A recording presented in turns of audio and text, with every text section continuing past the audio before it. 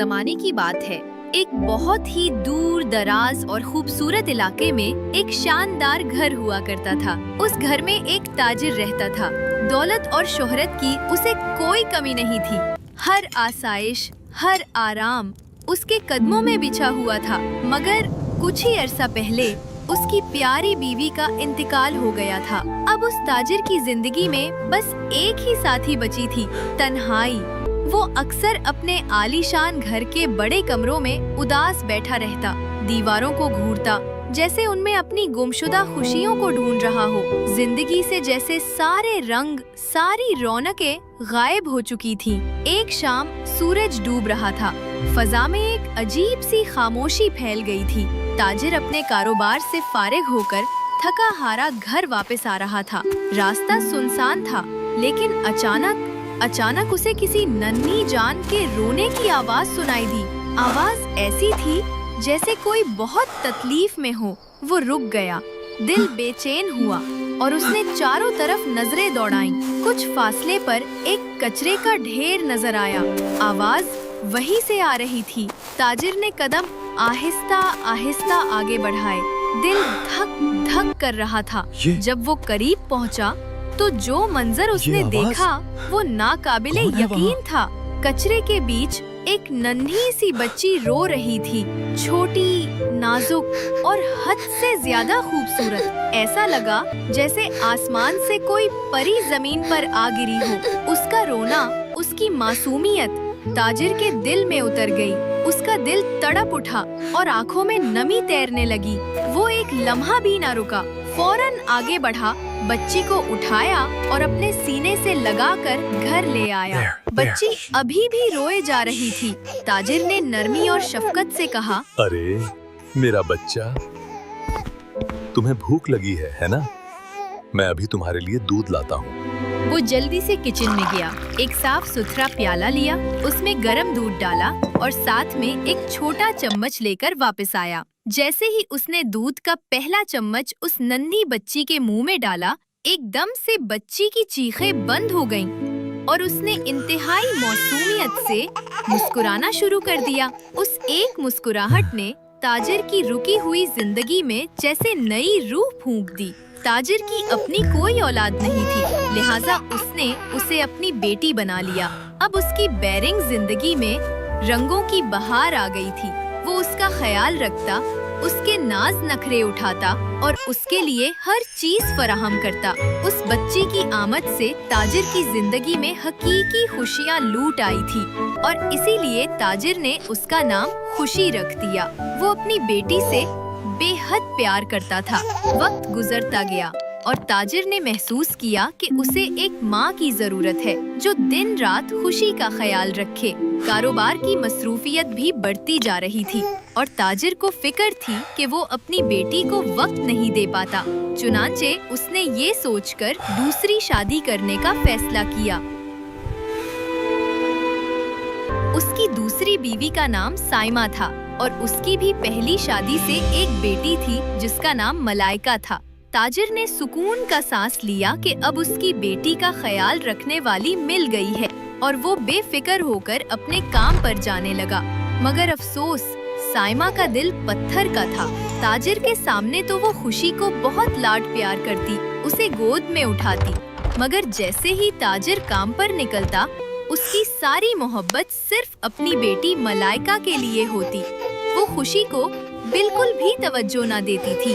वक्त गुजरता गया और जल्द ही दोनों बच्चियां जवान हो गईं। खुशी इंतहाई प्यारी, मासूम और नाजुक थी। उसके इसी हुस्न और नरम दिली की वजह से उसकी सौतेली माँ और बहन उससे शदीद हसद करने लगीं।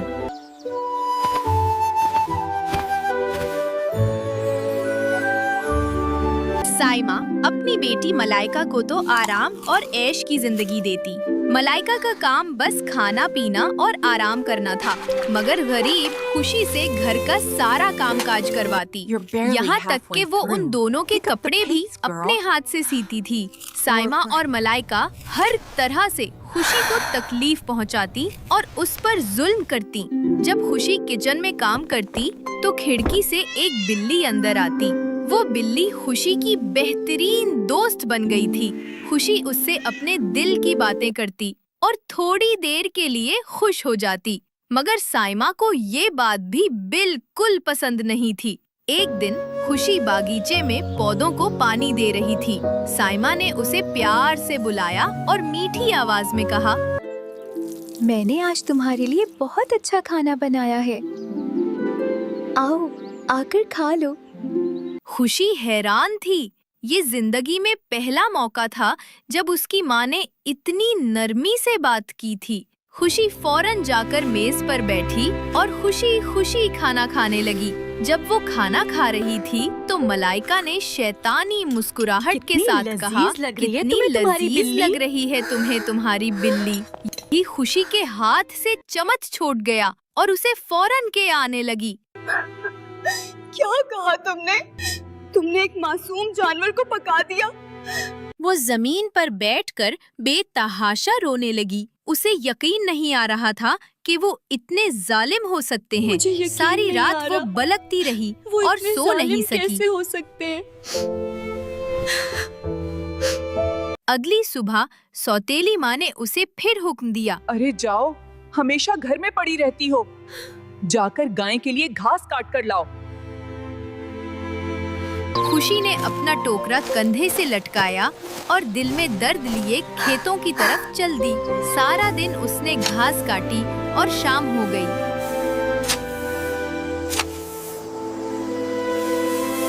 जब वो घास से भरा टोकरा लेकर वापस घर आ रही थी तो रास्ते में उसे एक जख्मी सफेद सांप दिखाई दिया।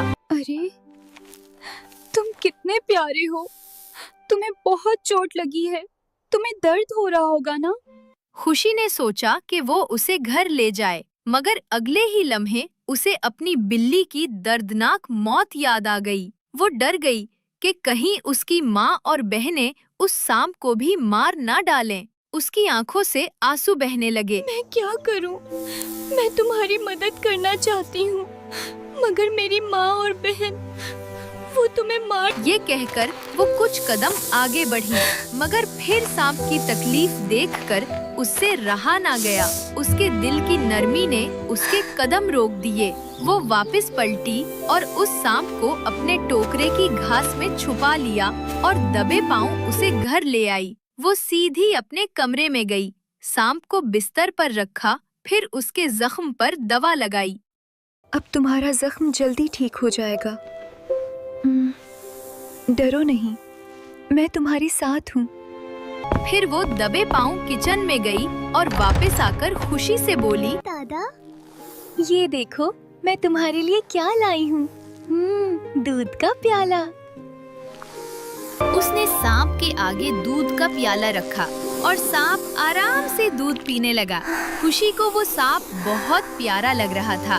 वो उसे बच्चों की तरह अपनी सारी कहानियाँ सुना रही थी, अपने दुख बांट रही थी और सांप उसकी बातें बड़े गौर से सुन रहा था। फिर उसने सांप को अपने बिस्तर पर रखा, उसे प्यार से सुलाने लगी और खुद भी वहीं सो गई। जब आधी रात हुई तो एक जादुई मंजर रूनुमा हुआ। वो सफेद सांप इंसान के रूप में बदल गया। दरअसल वो कोई मामूली सांप नहीं था, बल्कि सांपों का बादशाह था। वो बिस्तर पर लेटा उसे हैरानी से देख रहा था और सोच रहा था, कैसी अजीब चीज है ये, मगर है बहुत प्यारी। अगले दिन जब खुशी की आँख खुली तो सांप उसके पास सो रहा था। उसने उसे प्यार किया और बोली, मैं घर का काम खत्म करके तुम्हारे पास आती हूँ, तब तक अपना ध्यान रखना। आज खुशी बहुत खुश लग रही थी। उसे एक नया दोस्त जो मिल गया था, जिससे वो अपने दिल की सारी बातें कर सकती थी। वो घर का काम करते हुए गुनगुना रही थी।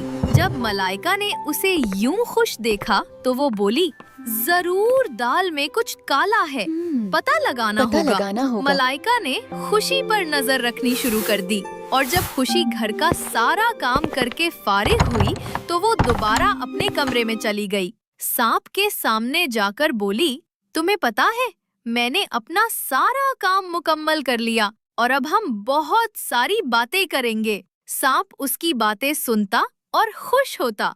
दरअसल वो उसे चाहने लगा था। ये सब मलाइका अच्छा। खिड़की से देख रही थी।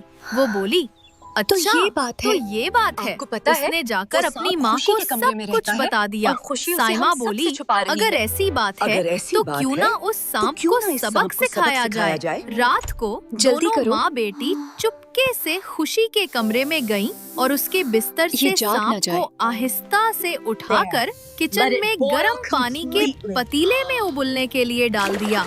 हंसते हुए मलाइका बोली, सुबह खुशी का चेहरा देखने वाला होगा जब उसका सांप उबल उबल कर फूल जाएगा। दोनों माँ बेटी हंसते हुए सोने चली गईं। जैसे ही वो वहाँ से गईं, सांप फौरन पतीले से बाहर आया और इंसानी रूप में आकर बोला, क्या बेवकूफ औरतें हैं ये। अब सांपों का बादशाह क्या एक पतीले में नहाएगा? ये कहकर वो दोबारा कमरे में गया और सो गया। अगले दिन दोनों माँ बेटी उठी और खुशी से कहा, जल्दी से हमें नाश्ता बना कर दो। खुशी जल्दी से किचन में गई, खाना बनाया और उन दोनों को दिया। मगर वो चेहरे से बहुत खुश लग रही थी। उसकी खुशी उन दोनों को छुभने लगी। मलाइका ने पतीला? फौरन किचन में जाकर देखा तो पतीला खाली है? खाली था और उसमें सांप? सांप नहीं था। उसने गया? जाकर अपनी माँ को बताया। वो बोली, जरूर कुछ तो गड़बड़ है। खुशी मामूल के मुताबिक घर का सारा काम करके अपने कमरे में चली गई। खिड़की से माँ बेटी भी उसे देख रही थीं। खुशी खुशी से रक्स करती हुई सांप के पास बिस्तर पर जाकर बैठ गई और हंसते पता हुए है, बोली, मैं तुमसे सारी बातें शेयर कर सकती हूँ। अगर तुम इंसान होते तो मैं तुमसे शादी कर लेती। फौरन सांप इंसान बन गया और बोला, तो लो, अब मुझसे शादी कर लो।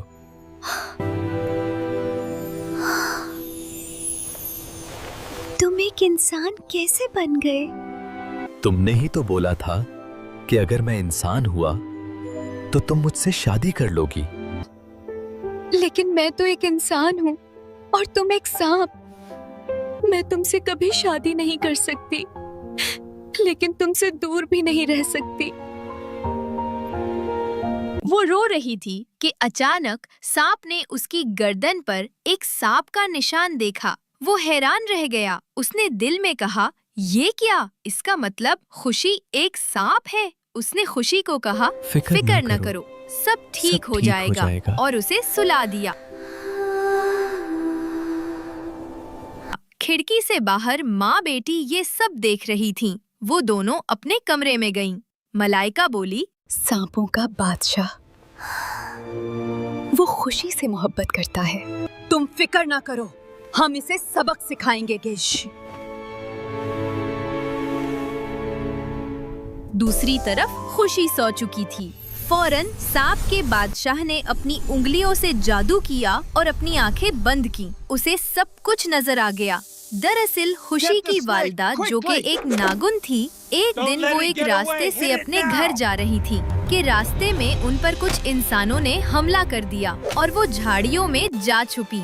इसी दौरान खुशी की पैदाइश हुई। खुशी को कोई इंसान नुकसान ना पहुंचाए, इसलिए उन्होंने अपने जादू से उसे एक इंसान में बदल दिया। अब 18 साल तक खुशी एक इंसान ही रहेगी और उसके बाद वो अपनी सांप की ताकतें हासिल कर पाएगी। खुशी को बचाने के लिए उसकी वालिदा ने उसे कचरे के ढेर पर छोड़ दिया और खुद उनकी मौत हो गई। सफेद सांप ने आंखें खोली और बोला, मतलब कि खुशी 18 साल की हो गई तो अपनी पावर्स वापस हासिल कर लेगी।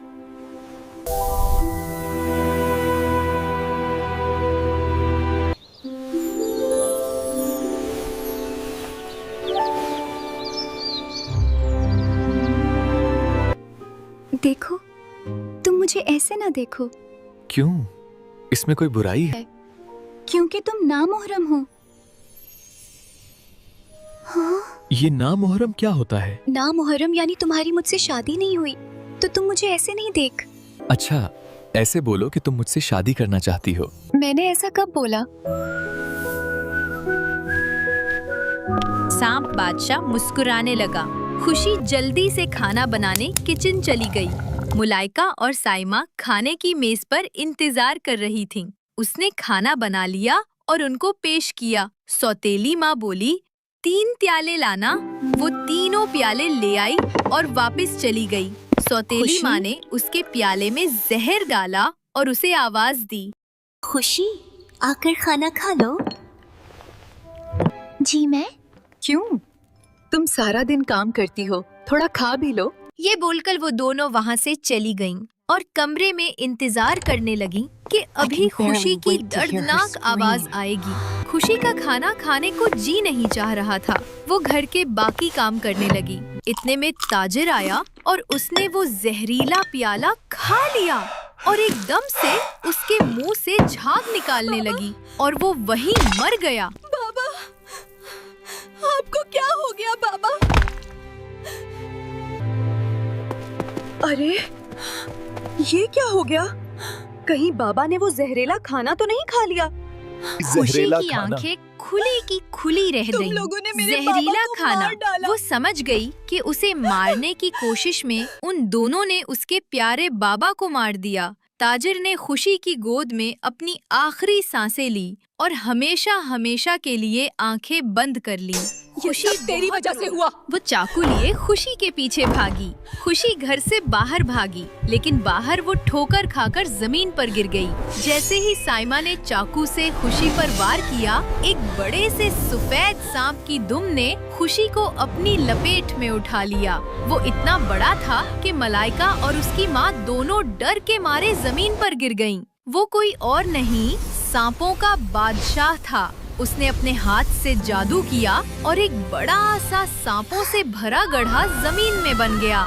साइमा और मलाइका इसी गड्ढे में जा गिरे और सांपों की खुराक बन गईं। खुशी, तुम सिर्फ एक आम लड़की नहीं हो, तुम भी एक सांप हो। मैं? ये कैसे मुमकिन है?